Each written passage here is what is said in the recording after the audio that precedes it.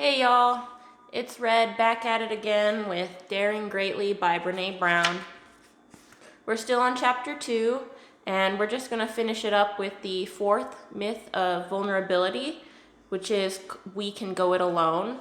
So as you know, this is going to be sort of like a seminar with myself, and I'll pull quotes and make comments, and I have the whole thing written out for the end of the chapter that I'll read as well. To kind of pull everything that I highlighted together. And if you want to join the seminar, you can comment below. Okay, so myth number 4 is that we can go it alone. Sometimes people want to look like a lone wolf, or they feel like a lone wolf. And that's actually, lone wolf, you look powerful, right? In reality, walking alone can feel miserable and depressing. But like I said, we admire the strength it conveys, and going it alone is revered in our culture. The next quote is, "We need support. We need folks who will let us try on new ways of being without judging us, whether or not it's a phase." Then the next quote is, "When we attach judgment to receiving help, we knowingly or unknowingly attach judgment to giving help." So if you're known as a sort of helper, make sure that as you support others, you're not judging them as weak. Because a lot of helpers tend to just also not ask for support. And I'm wondering, why are you not asking for support? Is it because you think you're bothering somebody? Or you think that you'll be seen as weak? And if you have the assumption of you're bothering somebody by asking for help, you might deep down have this feeling of other people are bothering you for help. That's just something to think about. It's not the case for everybody, but if you tend to say yes and yes and yes and yes to people asking you for help, and then you go to somebody else and you complain about it, then that's not really healthy or wise or kind to anybody, right? Then Brene talks about how leaders being vulnerable inspire the rest to take responsibility and initiative and be creative and innovative. And then she tells a story about some people in a corporation that did this, and everything was wildly successful because one of the leaders is like, "Hey, I don't actually know what I'm doing all the time. Please help me once in a while." And then she also had an experience herself where she learned how to move past trying to control everything in her life so she could just enjoy the things that come up more. Like when things are good that are happening and then you just get so nervous that the other shoe's gonna drop really soon, it's not, then you try to control that, you try to control the goodness because you're trying to make it so another shoe cannot drop, and maybe it's time to try something else out. So in this story, it was Ellen DeGeneres and her therapist that helped. Highly recommend a therapist or a life coach to support you on your journey of trying to control life less. And then here's kind of a longer quote that is near the end. "Going back to Roosevelt's Man in the Arena speech, I also learned that the people who love me, the people I really depend on, were never the critics who were pointing at me while I stumbled. They weren't in the bleachers at all. They were with me in the arena, fighting for me and with me. It's a waste of time to evaluate my worthiness by weighing the reaction of the people in the stands.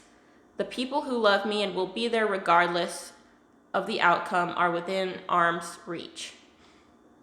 So I have a few feelings about this chapter, right? And I wrote a couple pages, and I'm not good at memorizing things. I'm not a theater major, and I'm not a theater major for a reason. So I'm just gonna kind of talk about the quotes that I read from my notes.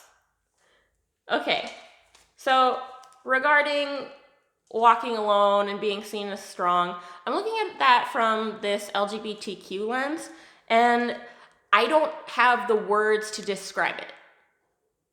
But there's something rattling around in my brain about not being seen as strong for going it alone if you are LGBTQ.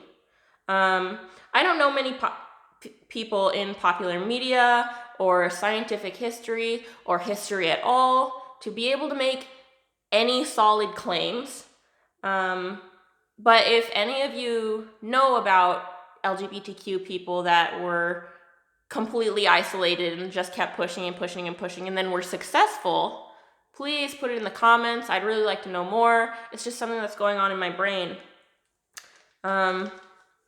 So I'm wondering if the fact that I don't know anybody is another situation of erasure, or do we simply know better that going it alone is more dangerous for us? Do we not, come out until we have a support system? I don't know.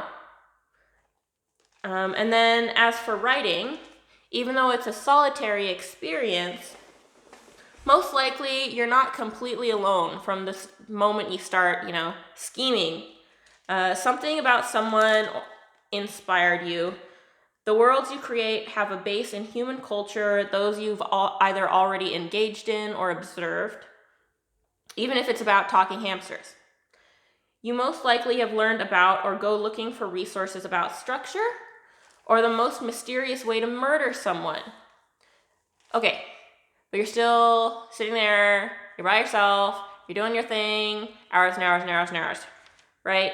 And then you finish, or you're close to finishing, right? And then you need beta readers. You gotta be vulnerable. You gotta go out there, you gotta find somebody. And then you wanna publish. And I gotta say something else about beta readers. I read someone somewhere say that if everybody that reads your piece says that it's great and loves everything, you're not getting enough readers to talk to you about your work before you try to publish it. Go looking for those people who aren't completely satisfied. And that's why it's kind of hard to go out there and be extra vulnerable, because and you're looking for criticism. Not like everything is terrible, I hate this isn't even my genre criticism, but like, hey, you have a few too many fragment sentences, and I get that that's a strategy, but it's too much, something like that. So then you want to publish, and you've got self-publishing as an option, but even if you do that, you still have to market your work to get seen if you actually want to, make any revenue from it, right? I mean, some people self-publish and just, hand it out to their family and friends, and that's fine. But if you really want it to become a career, you have to really go out there, and sometimes you have to be a little bit annoying. And, if you're a little bit annoying, you're probably a little bit annoyed to yourself. I know I feel this often. And then there's traditional publishing. And even if you get something on somebody's desk and they're like, okay, this is great, then you've got editors, you've got proofreaders, maybe an illustrator for the cover or in the pages. And then you've got all the people on the business side of things. And as you submit, before you get, accepted anywhere, it can become lonesome submitting your idea or manuscript to places, especially if they keep getting rejected. But if your work ever does get picked up, be especially prepared to come out of your little walnut shell you built around yourself, maybe. Not every writer is an introvert, right? So that you can work with the folks and get your own work out there. Yeah, you have to be both vulnerable, and sometimes you kind of have to do what they say, right? Not all the time. Stand up for yourself. But, editors are editors for a reason. Okay. And then as for vulnerability and courage being contagious, my little comment about that is this is why pride parades and pride months do so well, and a reason why coming out day exists, so that folks who might be afraid can easily identify their community, see others living their lives, and join them despite fear. Of course, often this fear is based in reality, so nobody ever pressures anybody to come out before they're ready. And it's just good to have examples to help you chip away at that fear over the years, no matter your situation. Okay, and it's also why some people do well joining writing groups. Vulnerability and courageousness being, what was the word? Contagious. Writers can see how others engage with their writing, their own writing and other people's writing, and engage with their own mindsets as they do the writing process and hold each other up. In writing communities, you're all in the arena, right? You're all there. You're not there to stab each other in the back, right? There's no reason for it. Then to the next quote is regarding people who love you being within arm's reach. Like that's the hope, right? And for a lot of LGBTQ plus people, that's not the case. Especially young folks who have parents that have a different belief system and or really monitor like their online presence. I'm not knocking safety. There are dark places of the internet, and some of them are really easy to come to. And imagine being cut off from the people that you might feel loved by. Like especially right now, the internet is a lot of people's, place of community, right? Imagine being cut off from learning about communities of people who you identify with and who you might get along with. It just sucks. It sucks, dude.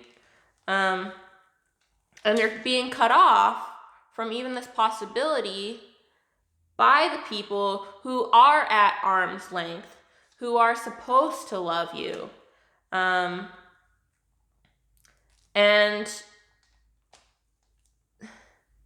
they might come into the arena and they think they're helping you, right? Because they have a different belief system. That's what they have. And like whatever.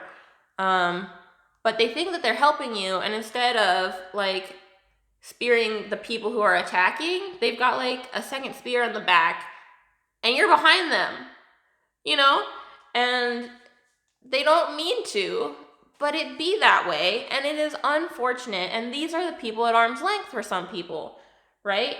They don't mean to, and it still has that effect. It's not always about intention. It's not always about the thought that matters. Like there has to be an action of support behind what somebody is doing. Sometimes we have to really scramble, reach, and risk to find those who have our backs. And this might be why Brene finishes this chapter with the quote, "Sometimes our first and greatest dare is asking for support." Because sometimes you kind of have to go outside of what you're used to ask for that support. Like if you can't ask, your family to, support your identity, your pronouns, and you can't, go online, or you just don't know what to search for online. You don't have to be a teen. Maybe you just don't know what to search for, and that's fine. I don't know all the hashtags and keywords for everything. But sometimes you just have to go beyond that and just like try really hard to find somebody, and there's nothing you can do but keep trying, right? And that's vulnerable, using your mind in new ways that you never knew before, reaching out to people that you don't know, right? I mean, be safe. Whoa, But yeah, that's asking for help. It can be a big deal. Okay, that's it for chapter 2, the myths of vulnerability. You don't have to go it alone. If you want to have any comments, put them down below. I'd be happy to have you enter the seminar. Okay, have a great rest of your day.